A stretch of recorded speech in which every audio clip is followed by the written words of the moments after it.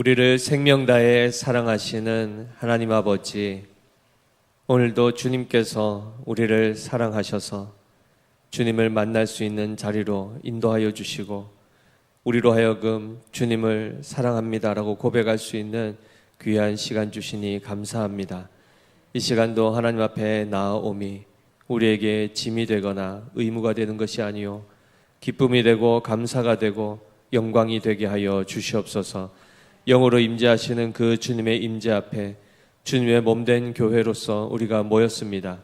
이 시간도 하나님의 생명의 말씀에 귀 기울이게 하여 주시옵시고 그 생명의 말씀이 우리의 심령 가운데 온전히 잘 박힌 못과 같이 박혀서 그 말씀이 우리 안에서 역사하심으로 우리의 존재를 바꿔주시고 우리 안에 그리스도의 형상을 회복시켜 주시고 우리가 정말 예수 그리스도를 믿는 자답게 복음에 합당한 삶을 살아갈 수 있도록 역사하여 주시옵소서. 이 시간도 예배의 시종을 온전히 주님께 의탁드립니다. 성령 하나님께서 지혜 주시고 깨닫게 하여 주시고 오직 진리의 말씀만 선포되게 역사하여 주시옵소서.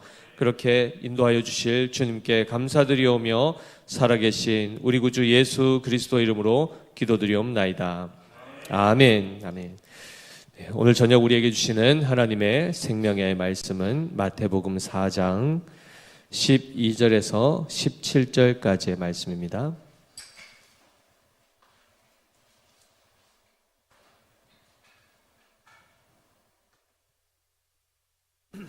신약성경 4페이지 마태복음 4장 12절에서 17절까지의 말씀, 우리 한 절씩 교독하고 마지막 절은 같이 읽겠습니다. 예수께서 요한이 잡혔음을 들으시고 갈릴리로 물러가셨다가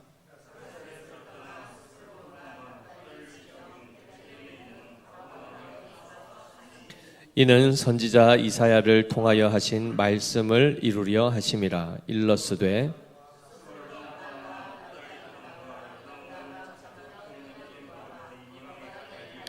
흑암에 앉은 백성이 큰 빛을 보았고 사망의 땅과 그늘에 앉은 자들에게 빛이 비치었도다 하였느니라.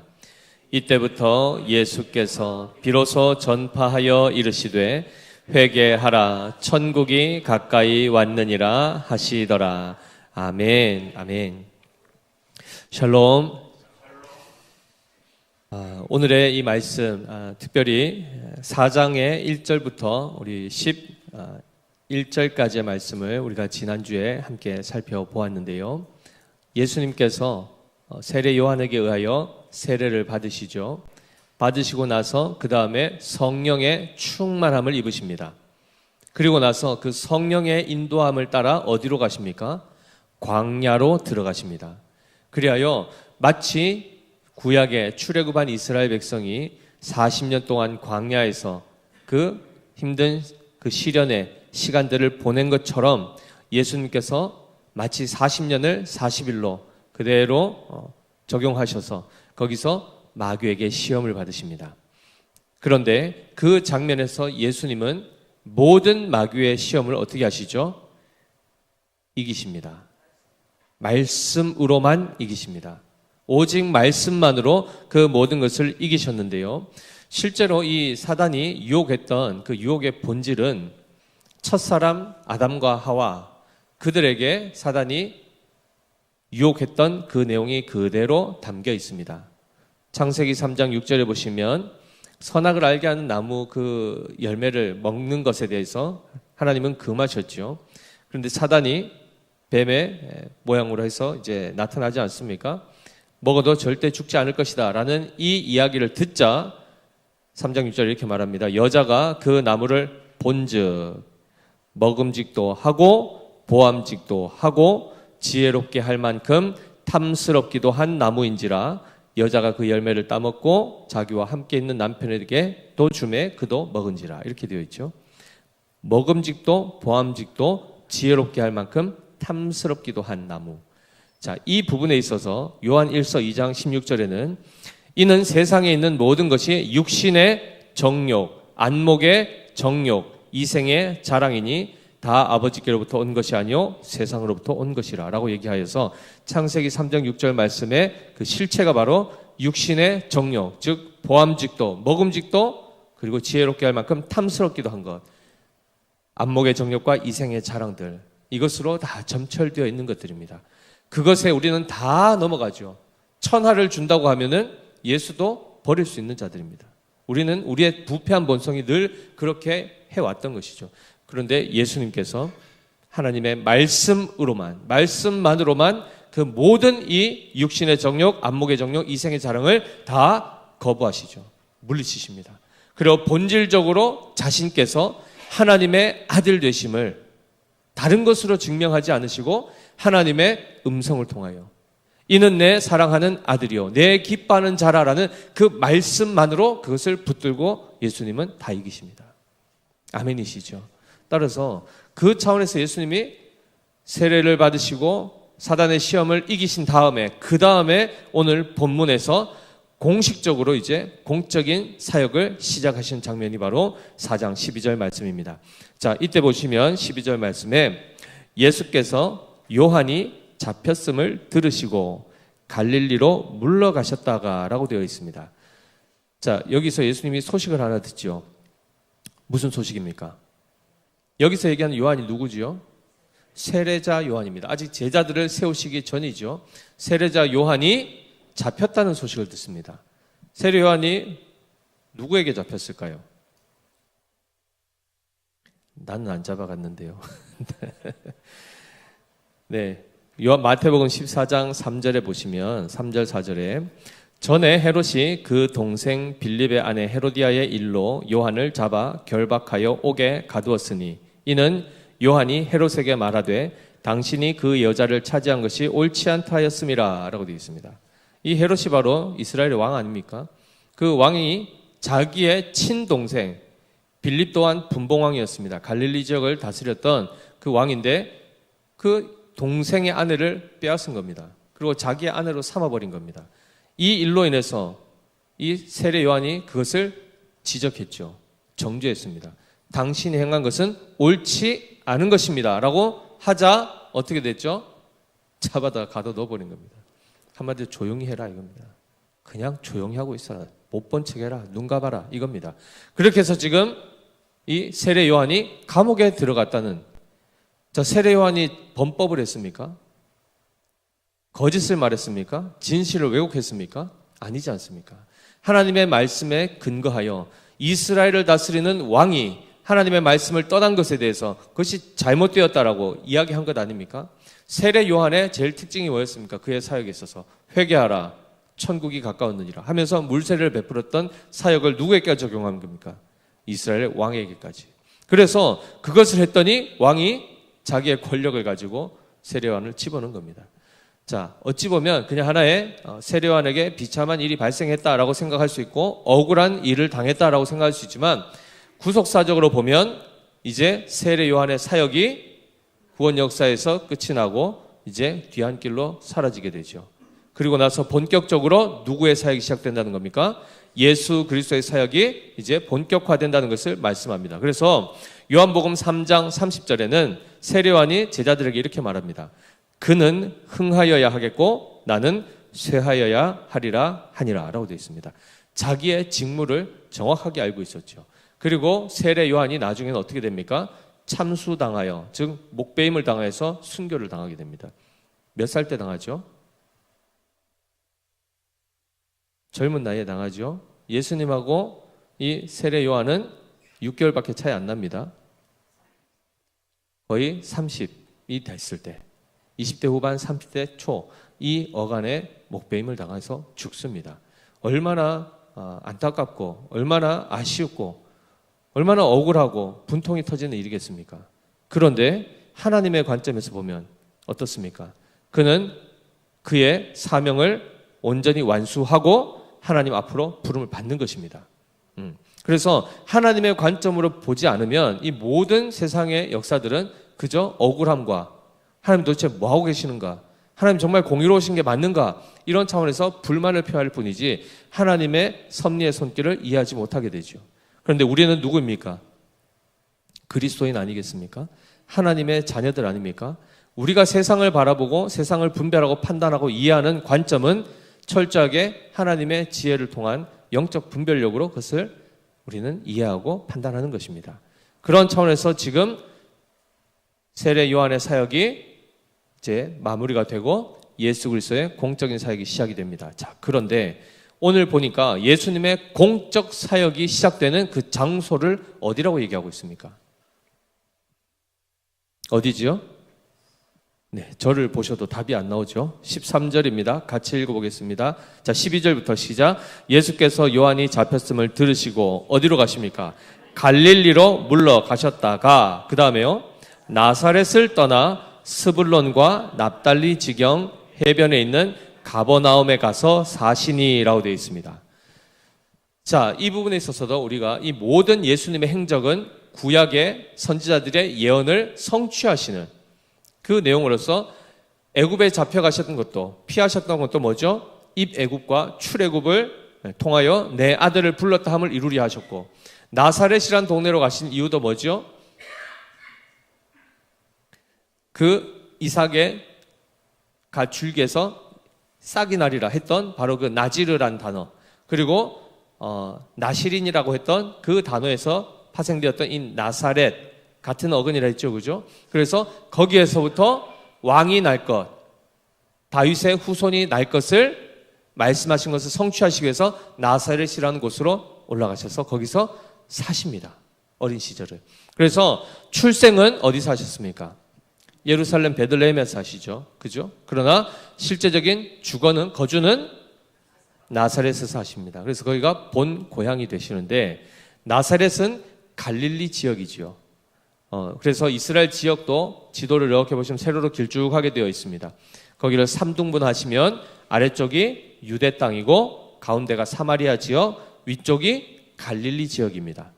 그래서 이 갈릴리, 사마리아, 유대라는 것은 지금 우리나라 개념으로 하면 도 개념이다. 경상도, 충청도, 경기도 이렇게 생각하시면 됩니다. 그런 차원에서 이 갈릴리는 북쪽 지역이죠. 북쪽 지역입니다. 거기로 가시는데 나사렛이라는 곳은 아주 척박한 지역이고 못 사는 동네입니다. 거기서 사셨는데 그 다음에 어디로 이사하셨다고요?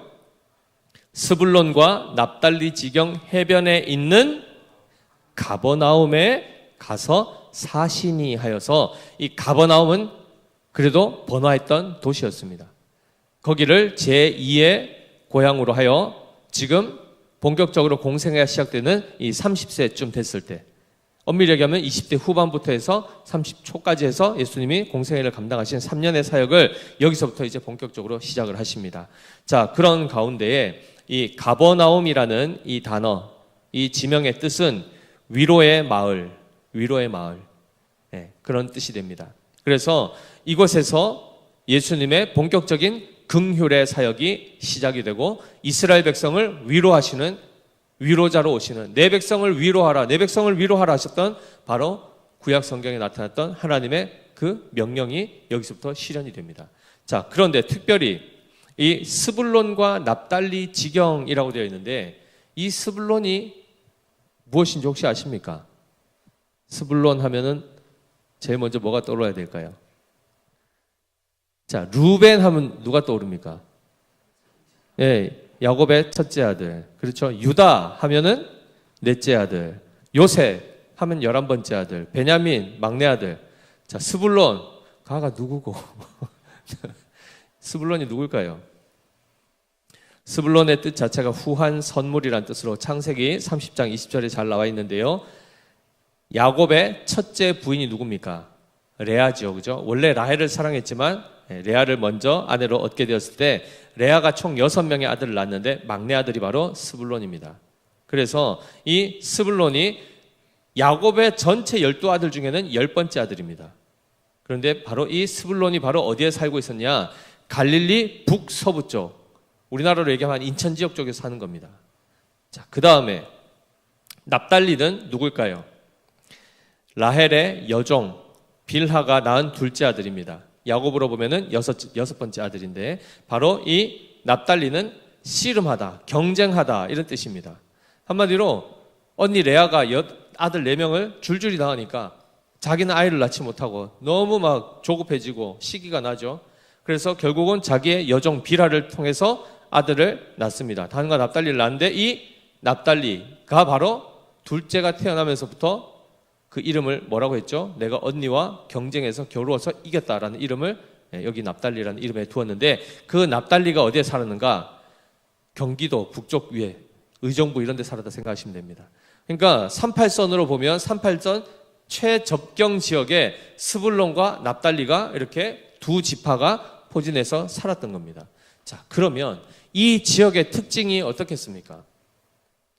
자, 우리나라로 생각해 보십시오. 저기 38선 근처에 사람들, 연평도, 뭐 강원도 철원 이런 데 생각해 보십시오. 어떻습니까? 살기가 좋습니까? 항상 뭐에 대한 두려움이 있죠? 그렇죠. 전쟁에 대한 불안과 위협이 항상 있었고, 실제로 이 당시만 하더라도 구약에서 하나님이 이스라엘 백성의 범죄, 그들의 죄악이 관영할 때 하나님은 외적들을 통해서 침략을 받게 하셨습니다. 그럴 때 북쪽에서부터 아수르로부터도 공격받고 바벨론으로부터도 공격받고, 이렇게 하면서 끊임없이 북쪽 경계선, 이 갈릴리 북쪽 지역은 늘 전쟁이 났다 그러면 제일 먼저 공격당하는, 지금이야 뭐 미사일로 쏘니까 뭐 부산도 바로 공격할 수 있겠지만 그때는 그냥 사람들이 말 타고 들어오고 하지 않습니까? 경계선부터 무너지고 들어오는 겁니다. 늘 스불론과 납달리 땅은 항상 전쟁의 위협 가운데 있었고, 그리고 여기는 경계다 보니까 국경을 맞이하고 있죠. 그러니까 항상 교역, 특히 다른 이방 국가와의 그 활발한 교류가 있었습니다. 그러다 보니까 종교적으로도 어땠을까요? 이 지역은 우상들이 엄청나게 많이 들어와 있었고, 특별히 신약 시대가 되면 이 당시 여기는 많은 혼혈 정책 때문에 이미 순수 혈통들은 대부분 다 사라진 겁니다. 이주민들도 많았고 혼혈도 많았고, 그러면서 여기서는 순수하게 하나님을 바르게 믿는 사람들은 굉장히 드문, 그래서 영적으로 보더라도 굉장히 어두운 지역입니다. 바로 이곳에 지금 누가 가시죠? 예수님께서 그곳에 먼저 지금 가십니다. 공적 사역을 감당하실 때 바로 그 지역을 가시는데, 이 부분에 대해서 왜 이렇게 하셨는가가 14절에 나오죠. 같이 읽어보겠습니다. 이는 선지자 이사야를 통하여 하신 말씀을 이루려 하심이라 일러스되, 자, 스불론과 납달리 땅과 요단강 저편 해변길과 이방의 갈릴리여라고 얘기하면서 흑암에 앉은 백성이 큰 빛을 보았고 사망의 땅과 그늘에 앉은 자들에게 빛이 비추었도다 하였느니라 라고 이 말씀을 합니다. 누구의 글이라고요? 선지자 이사야의 글입니다. 이 부분을 좀 같이 찾았으면 좋겠습니다. 이사야 9장을 구약 성경입니다. 빨리 한번 찾아보십시오.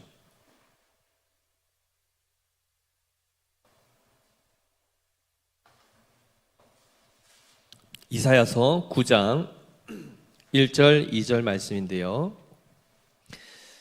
다 찾으셨으면 한번 함께 읽어보겠습니다. 시작. 전에 고통받던 자들에게는 흑암이 없으리로다. 옛적에는 여호와께서 스불론 땅과 납달리 땅이 멸시를 당하게 하셨더니 후에는 해변길과 요단 저쪽 이방의 갈릴리를 영화롭게 하셨느니라. 흑암에 행하던 백성이 큰 빛을 보고 사망의 그늘진 땅에 거주하던 자에게 빛이 비치도다 했던 바로 이 이사야서 9장 1, 2절 말씀이 그대로 성취되는 것입니다. 자, 그런데 이 본문을 그대로 펴두십시오. 1절, 2절 말씀을 지금 마태가 인용해서 예수님께서 가버나움에 이사하신 것, 그것을 지금 이사야서의 말씀의 성취로 지금 말씀하고 있죠. 그런데 이곳이 어땠다는 것입니까? 흑암이라고 합니다. 흑암에 앉은 백성이라고 말씀하고 있고, 또 어떻게 되어 있죠? 사망의 땅 또는 그늘에 앉은 자들, 이렇게 되어 있습니다. 흑암과 사망과 그늘, 즉 죽음과 불안과 공포가 늘 도사리고 있는 그 지역, 거기 들어가면 어떨 것 같습니까? 그냥 분위기 자체가 암울하겠죠. 도시의 전체적인 분위기가 사람들이 불안해, 항상 얼굴에 근심이 있고, 그런 분위기만 보더라도 그렇지 않겠습니까? 영적으로는 어땠을까요? 하나님에 대해서는 이미 벌써 제대로 된 신앙을 가질 수가 없는 온갖 영적인 간음 상태로, 우상으로 그들은 가득 차 있었을 것입니다. 예수님께서 오늘 새벽 설교에도 보시면은 빌립보 가이사랴 지방으로 가시죠. 여기가 바로 북쪽, 갈릴리 북쪽 지역입니다. 거기에 우상들이 그냥 길가에 우상들이 쫙 질비하게 서 있습니다. 그 가운데서 사람들은 다 그것을 신이라고 여기고 있는 그 자리에서 제자들에게 묻는 겁니다. 사람들이 나를 누구라고 하느냐? 그리고 나서 말씀하신 거죠. 너희는 나를 누구라 하느냐? 주변에 다 우상이 깔려있는 그곳에서 주는 그리스도시요 살아계신 하나님의 아들입니다 라고 얘기할 만큼 그곳은 온전한 신앙 고백을 할 수 있는 곳이 아니라는 겁니다. 영적으로 어둠의 장소요, 흑암이요, 그리고 사망과 그늘 아래 있는 바로 그 지역이 바로 스불론과 납달리 지역, 그리고 갈릴리 지역이었다고 말씀하고 있습니다. 자, 그런데 그 말씀 가운데 바로 그곳에 무엇이 비쳤다고 합니까? 빛이 비쳤다고 합니다. 흑암에 앉은 백성에게 빛이 비추었다. 자, 그런데 이 장면을 보시면 어느 본문이 떠오르셔야 될까요? 흑암 가운데 빛이 비쳤다 하면은 어떤 말씀이 떠오르셔야 될까요? 그렇죠. 창세기 1장 2절 3절. 흑암이 땅이 혼돈하고 공허하며 흑암이 깊음 위에 있고 하나님의 영은 수면 위에 운행하시니라. 하나님이 이르시되 빛이 있으라 하시니 빛이 있었고입니다. 바로 하나님께서 창조의 역사 가운데 흑암 가운데 빛의 역사를, 그리고 생명이 없던 죽음의 그 공간 가운데 빛의 역사를 통하여 생명을 일으키시는 바로 이 창조의 역사가 예수 그리스도를 통하여 바로 이 흑암의 땅, 어둠의 땅, 사망과 그늘이 지어있는 이 바로 갈릴리 땅에서부터 복음의 빛을 통하여 그들을 살리는 창조의 역사를 일으키고 계시다는 것입니다. 어마어마한 것 아니겠습니까? 창세기의 그 위대하신 창조가 이사야서에서 예고가 되어서 예수님께 지금 성취되고 있습니다. 따라서 예수님이 가장 먼저 달려간 곳이 어디라고요? 갈릴리 지역이라는 것입니다. 그래서 이 갈릴리에 대해서 요한복음 1장 4절에서도 뭐라고 이렇게 비유를 합니까? 나다나엘이 이르되 나사렛에서 무슨 선한 것이 날 수 있느냐? 나사렛에서 무슨 선한 것이 날 수 있느냐? 나사렛이라는 곳, 갈릴리라는 지역 이 자체는 이스라엘 유대인들 입장에서는 거기는 완전히 그냥 이방인입니다. 그래서 이방의 갈릴리어라는 이 수식어까지 붙어 있지 않습니까? 여기는 구원이 미칠 곳이 아니라고 그들은 생각하고 있었는데 예수님이 그들의 고정관념을 다 깨시고 그들에게 먼저 가셨습니다. 가장 본질적인 사역을 이사까지 하시면서 거기서 복음의 사역, 빛을 비추시는 이 사역을 하시는 것이 바로 오늘 본문에서 나오고 있습니다. 사랑하는 성도들, 아까 제가 이사야서 9장을 그대로 두라고 말씀드렸는데 이때 당시에 빛을 비추었다라는 이 부분이 도대체 구체적으로 어떤 것인가가 이사야서 9장 3절부터 7절까지 잘 나옵니다. 아까 펼쳐두신 거 다시 한번 우리 3절부터 7절까지 천천히 한번 읽어보겠습니다. 시작. 주께서 이 나라를 창성하게 하시며 그 즐거움을 더하게 하셨으므로 추수하는 즐거움과 탈취물을 나눌 때의 즐거움같이 그들이 주 앞에서 즐거워하오니 이는 그들이 무겁게 맨 멍에와 그들의 어깨에 채찍과 그 압제자의 막대기를 주께서 꺾으시되 미디안의 날과 같이 하셨음이니이다. 어지러이 싸우는 군인들의 신과 피 묻은 겉옷이 불에 섭같이 살라지리니 이는 한 아기가 우리에게 낳고 한 아들을 우리에게 주신 바 되었는데 그의 어깨에는 정사를 메었고 그의 이름은 기묘자라 모사라 전능하신 하나님이라 영존하시는 아버지라 평강의 왕이라 할 것임이라. 그 정사와 평강의 더함이 무궁하며 또 다윗의 왕좌와 그의 나라에 군림하여 그 나라를 굳게 세우고 지금 이후로 영원히 정의와 공의로 그것을 보존하실 것이라. 만군의 여호와의 열심히 이를 이루시리라 입니다. 하나님이 이스라엘을 다시금 창조의 이 빛의 역사를 통하여 구원하시는, 그들에게 다시금 슬픔과 그늘과 어둠이 아닌 빛과 기쁨과 즐거움의 그 삶을 회복시켜 주시는데 누구를 통해 하십니까? 한 아기, 한 아들, 예수 그리스도. 다윗의 왕좌에 앉아서 영원토록 흔들리지 않을 그 나라, 정의와 공의로 다스릴 바로 그 왕국의 지도자, 유일하신 왕 예수 그리스도를 통해서 이 역사를 이루실 텐데 마지막에 7절 끝에 뭐라고 되어 있습니까? 이 모든 일들이 이루어질 그 근거가 뭐랍니까? 만군의 여호와의 열심히 이를 이루시리라입니다. 우리의 간절한 간구도 아니고 오직 하나님의 열심히 이 일을 이루어지게 하신다고 합니다. 이것이 하나님의 은혜입니다. 하나님이 필요 없다 생각하고 스스로 자기 힘을 의지하여 사는 사람들은 예수님에 대해서 거부하게 되어 있습니다. 배척하게 되어 있습니다. 스스로 나는 즐겁게 나는 행복하게 살고 있다라고 생각하는 사람들은 예수님을 절대 믿지 않습니다. 그러나 예수님 당시에 누가 예수님께 가장 먼저 달려 나옵니까? 병든 자들, 각종 병든 자들, 귀신 들린 자들, 그렇죠? 삶이 완전히 무너진 자들, 정신적으로 질환을 갖고 있는 자들, 중풍병자는 스스로 나올 수 없어서 다른 사람의 손에 이끌려서 매어서 나오기도 하고 침상에 들려서 나오기도 하고 다 누가 먼저 나옵니까? 죄인들과 병든 자들이 주님을 먼저 만납니다. 이스라엘 사회에서 병든 자, 나병 환자들은 당연히 불가촉 천민으로 취급하여서 절대 접촉하면 안 되는 자들입니다. 근데 예수님은 어떻게 합니까? 부정한 자들을 만나주시죠. 부정한 자들, 어둠에 있는 자들, 사망의 그늘 아래 있는 자들을 먼저 만나주시고 그들에게 뭘 비춰주시죠? 빛을 비춰주십니다. 그들을 친히 고쳐주시고 회복시켜 주셨습니다.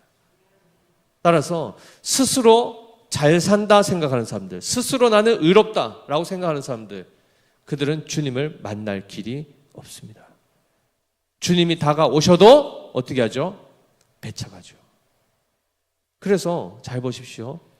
예수님의 사역이 이 어둠의 지역 갈릴리부터 시작된 것만 보시더라도 그것을 하나님께서 하나님의 열심으로 지금 이것을 이루어 가시는, 그들은 하나님을 찾지도 않고 하나님 누구신지도 모르고 여전히 우상 숭배하면서 죄악 가운데 살았지만 그 모든 죄의 멍에로부터 그 죄의 멍에를 어떻게 하시죠? 깨뜨리시는 분이 바로 주님이십니다.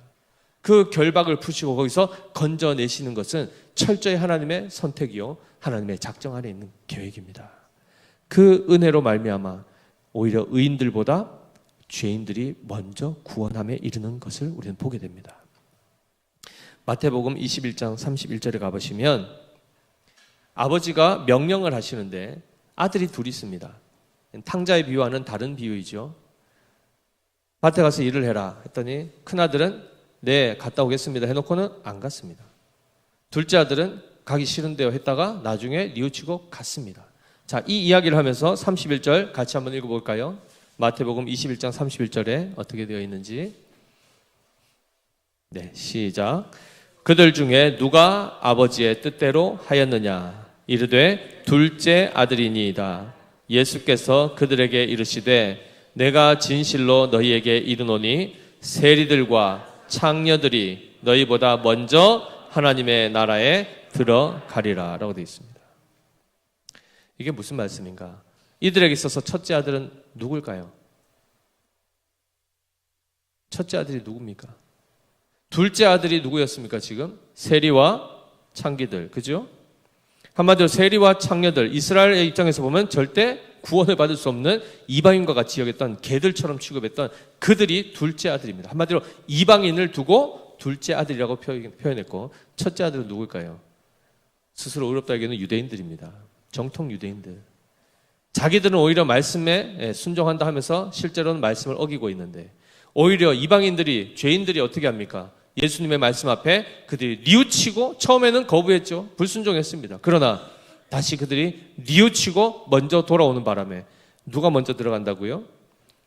바로 이 이방인들이, 즉 죄인들이, 세리들과 창녀들이 너희보다 먼저 하나님 나라에 들어가리라 라고 되어 있습니다. 그런 차원에서 우리는 유대인입니까? 이방인입니까? 이방인이죠. 혈통적으로. 우리는 이스라엘에서도 얼마나 멀리 떨어져 있습니까? 그 먼 곳에서도 우리는 원래는 세리와 창녀들과 같았던 자들입니다. 무슨 하나님이 어디 있고 예수가 누군지 알지도 못했던 바로 이 땅에 복음의 빛이 비춰진 겁니다. 130년 전에 선교사님들 통해서 그 한국을 처음 밟았을 때, 그 조선 말기 구한말에 들어왔을 때 그 조선의 모습, 묘사해냈던 많은 글들 있지 않습니까? 조선 회상록 이런 것들도 보시면은 엉망입니다, 엉망. 서울에, 한양에 그 성 도성 밖이 다 뭐죠? 길이 아니고 그냥 소똥밭입니다, 소똥밭. 악취와 오물과 그 모든 그 위생적인 비위생적인 것 뭐 말할 것도 없죠. 그리고 사람들이 어떻게 되어 있습니까? 농사할 때는 농사 짓고 밤에는 뭐 합니까? 노름하고 술 먹고. 그러니까 왔을 때 보니까 정말 어둠의 땅이라는 것입니다. 바로 그 땅에 빛이 비쳤던 것처럼 바로 우리에게도 하나님의 열심히 이 먼 곳 이방 땅까지도 임하자 어떻게 됩니까? 세리와 창녀들 같았던 우리가 복음을 받아들이게 되고 예수님을 믿게 되어 어떻게 됐습니까? 하나님의 자녀가 되었습니다. 빛의 자녀가 되고 영광의 자녀가 되었습니다. 이거 엄청난 사건입니다. 그래서 17절 말씀 보십시오. 이때부터 예수께서 비로소 전파하여 이르시되 뭐라고 하십니까? 회개하라 천국이 가까이 왔느니라 하시더라 라고 되어 있습니다. 회개하라 천국이 가까이 왔느니라. 이 사역을 원래 누가 했습니까? 세례 요한이 했지 않습니까? 그죠? 그러나 그는 예수님을 드러내는 이스라엘 가운데 나타내는 자로서의 사역이 끝이 났고 이제 본격적으로 말씀 자체이신 하나님의 아들 성자 하나님께서 말씀이 육신이 되어 예수의 이름을 가지고 직접 그의 입에서 생명의 말씀, 빛의 말씀이 지금 선포되고 있는 현장입니다. 회개하라 천국이 가까이 왔느니라. 이 말씀 앞에 실제로 회개하게 된 자들은 어떻게 되죠? 천국에 들어간다는 것입니다. 아멘이십니까? 그런데 잘 보십시오. 하나님의 말씀의 능력이 어느 정도의 능력인가? 예를 들면 죽은 나사로를 살리시는 이 과정에서 예수님이 뭐라고 명령하시죠? 나사로야 나오라 라는 이 말씀을 하십니다. 그럼 나사로가 살아 있었습니까? 죽어 있었습니까? 죽어 있었지 않습니까? 들을 수 있습니까? 없습니까? 반응할 수가 없죠. 그런데 어떻게 했습니까? 반응을 했지 않습니까? 어떻게 이게 가능하죠? 어떻게 가능하죠? 마른 뼈들 보셨지 않습니까? 그 환상 가운데서 그들이 어떻게 살아있는 존재가 되죠? 생기가 들어가자 그 생기가 그를 살렸지 않습니까? 그럴 때 그 생기에 대해서 어떻게 했습니까? 대언했지 않습니까? 생기야 들어가라 하니까 들어갔지 않습니까? 하나님의 명령에 하나님의 말씀의 권세와 능력이 바로 죽은 자도 살리시는 능력입니다. 회개하라 하면 우리가 깨닫고 이해하고 해가지고 우리가 막 뭘 하는 것이 아니라 하나님의 은혜로 우리가 회개하게 되는 것입니다. 이 부분을 꼭 기억하셔야 됩니다. 그것이 오늘 새벽에 이 반석 위에 내 교회를 세우려 했을 때 그 반석이 뭐였습니까? 주는 그리스도시요 살아계신 하나님의 아들이십니다라는 이 온전한 신앙 고백이었습니다. 예수님이 누구신지를 알고 영접하는 바로 그 믿음, 그 위에 교회가 세워지는데 이를 내게 알게 한 이가 누구라고 합니까? 혈육이 아니라고 하지 않습니까? 하늘에 계신 내 아버지께서 이를 알게 하셨기 때문에 너희가 지금 깨닫고 고백할 수 있다라고 얘기하십니다. 내일 살펴보겠지만 내일 새벽에 보시면 베드로가 어떻게 하죠? 곧바로 사탄아 물러가라가 됩니다. 그래서 베드로 자체에 뭐가 뛰어난 게 있는 게 아닙니다. 하나님께서 그에게 하나님의 은혜를 베푸셔서 예수 그리스도를 알게 하시고 그걸 믿게 하심으로 그가 비로소 그 고백을 할 수 있게 되는 것처럼 회개하라 천국이 가까웠느니라 했을 때에 이 말씀이 택함 받은 자들에게는 그 말씀 그대로 역사가 일어납니다. 예수님께서 회개하라 그러면 그 명령 앞에 회개가 된다는 겁니다. 죄가 깨달아지고 죄에 대해서 아파하고 울게 되고 하나님 앞에 뉘우치게 되고 어찌할꼬 주님 나를 불쌍히 여겨달라고 그 회개의 역사가 일어나게 되는 겁니다. 따라서 이런 부분에 있어서 보실 때도 지금 이 구원의 역사, 어둠 가운데 있는 자들, 죽은 자들이 뭘 하나님 앞에 구할 수 있겠습니까? 그렇죠? 스불론과 납달리 지경, 이 해안가, 갈릴리 지역 다 죽음 아래 있는 자, 죽은 자들입니다. 영적으로. 그들이 무슨 반응을 할 수 있겠습니까? 그런데 하나님께서 한 아기를 통하여, 한 아들을 통하여 그곳을 가게 하십니다. 그리고 거기서 빛을 비추어 그들을 살게 하십니다. 이것이 하나님의 구원의 역사요. 이것을 두고 구원은 하나님의 은혜로 말미암아 주어진다는 것을 성경을 통해서 우리에게는 말씀해 주고 있습니다. 사랑하는 성도 여러분, 오늘 이 말씀이 우리에게도 그대로 지금 선포되고 있는 건 아십니까? 우리는 완전하지도 아니하고 온전하지도 않습니다. 따라서 사실은 매일매일 이 말씀 앞에 우리는 서야 됩니다. 회개하라 그러면 우리는 아멘하고 회개하는 것입니다. 우리의 삶 가운데 아직 돌이키지 못한 것들이 있습니까? 없습니까? 있습니다. 많습니다. 그럴 때마다 이미 잘 돌이켜놓은 것도 반대로 돌이키지 마시고요. 애굽에서부터 나오는데 다시 애굽으로 유턴하지 마시고 바르게 된 것은 끊임없이 말씀의 원리를 따라 잘 가시되 아직 내 안에 해결되지 않은 것, 아직 돌이키지 못한 것, 회개하지 못한 것, 회심하지 못한 것, 이 말씀 앞에, 예수님의 명령 앞에 우리는 순종하는 겁니다. 회개하라 라고 말씀하시면 네 주님 제가 잘못했습니다. 돌이킬 수 있도록 은혜 주셔서 감사합니다 하고 마음을 돌이키는 겁니다. 그러면은 어떻게 된다고요? 천국이 우리에게 임한다는 것입니다. 우리는 천국에 대해서 죽어서 가는 곳으로만 생각하는데 그것이 아니라 천국은 또 다른 차원에서 하나님의 통치요, 하나님의 다스림이 임하는 바로 그곳입니다. 그래서 그것은 우리 마음 안에 일어날 수도 있고 우리의 공동체 안에 일어날 수도 있는 것입니다. 아멘이시죠? 따라서 우리가 주님께로 돌이키는 것. 어둠 가운데 있으셨습니까? 나오십시오. 나오십시오. 이 음성을 들으시고 나오십시오.